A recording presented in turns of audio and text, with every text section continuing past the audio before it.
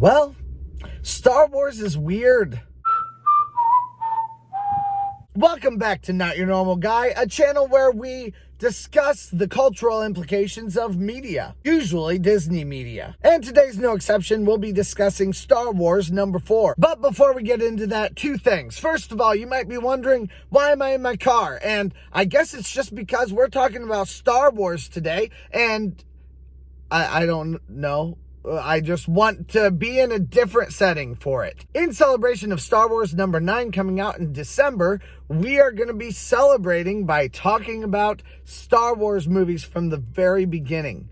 And in that situation, I have a bit of a confession that I need to share with you guys. And it's really embarrassing. So bear with me here, please. I don't know. It's so hard for me to admit this out loud, but I'm a Star Wars virgin, you guys. I know.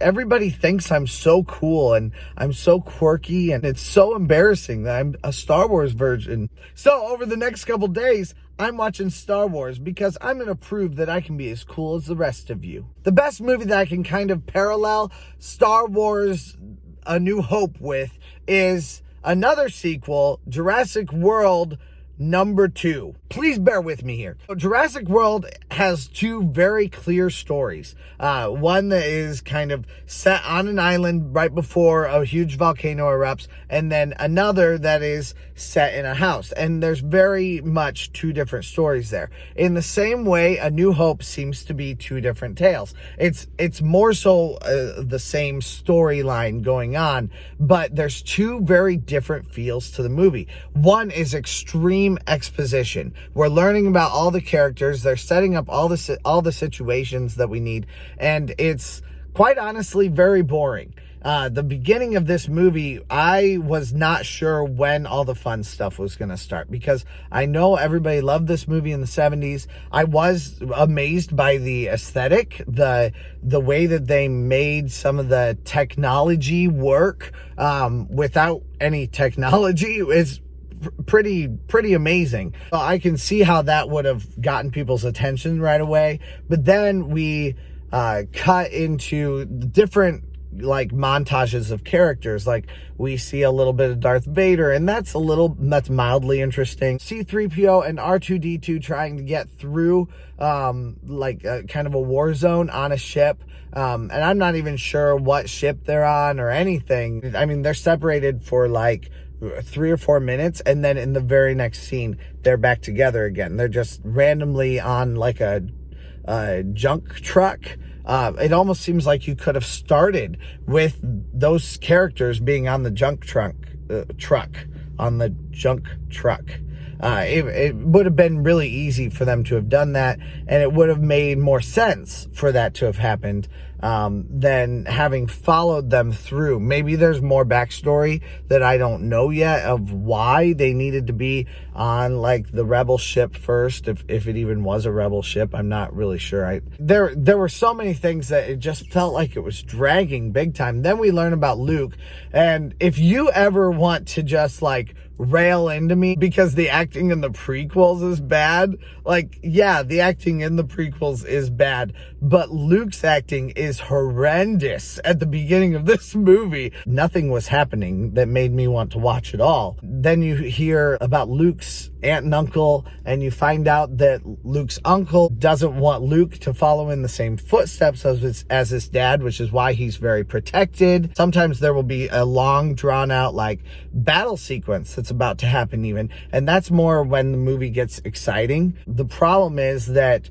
that sequence will only last for it'll last for maybe three minutes, and then you'll have literally a 5-second clip of Darth Vader saying 2 words, and then it'll go back to the same scene, and a lot of times it makes for a very uneven experience. That being said, I think in that way this movie is minimalistic in a good way. The editing is very short and concise and to the point, but the sequels and the prequels are not. And that's probably my bigger issue with the prequels, is a lot of times the scenes will get to the point of just boredom, of being boring, because they don't have those quick slide cuts. The second half is so interesting. As soon as you get to the point of Leia watching Alderaan be destroyed, that's when everything becomes iconic, like right away. It goes from a very boring movie, a very boring experience, to iconic. Fun lines, fun characters, witty quips. Everything is enjoyable at that point, and I love it. I love that it becomes very interesting. You get to see Han, Leia, instead of spending this long period of time getting to know the characters, which maybe we needed to know them a bit better to feel like they were funny.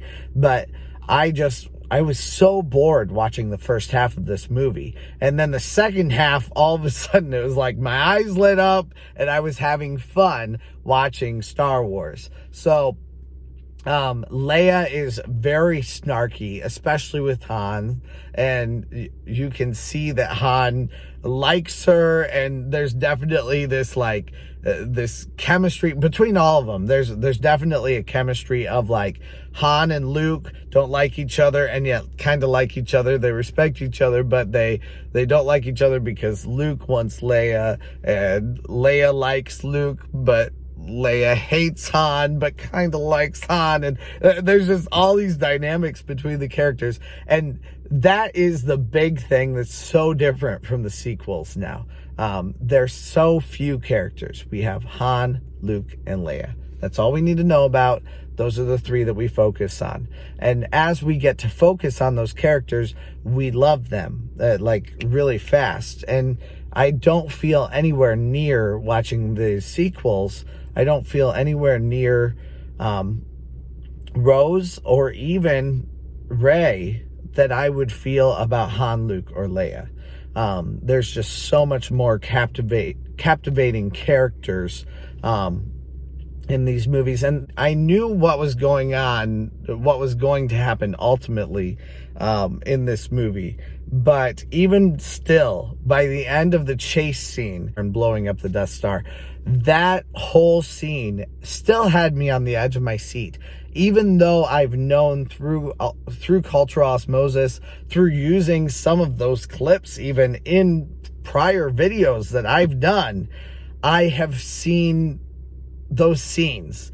I was on the edge of my seat watching them, even though I knew what was going to happen already. And that, I think, is the mark of a very well written movie. Even if it did start out slow, even if it didn't start incredibly enthrallingly, it was a very good movie. I'm excited to keep watching through.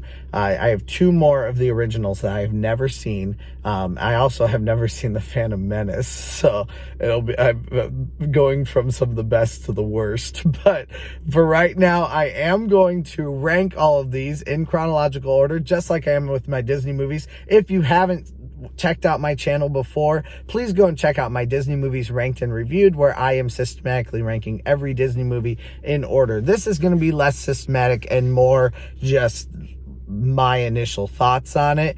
But of course, right now, we've only got one Star Wars movie that we have watched so far on this series. So I am going to give A New Hope #1 out of one movie so far, and we'll see where the others come in as I add them into the canon. But I hope you guys enjoyed me validating some of your thoughts and experiences, and maybe we're able to relive the experience of watching this movie fresh once again. I'll talk to you again soon.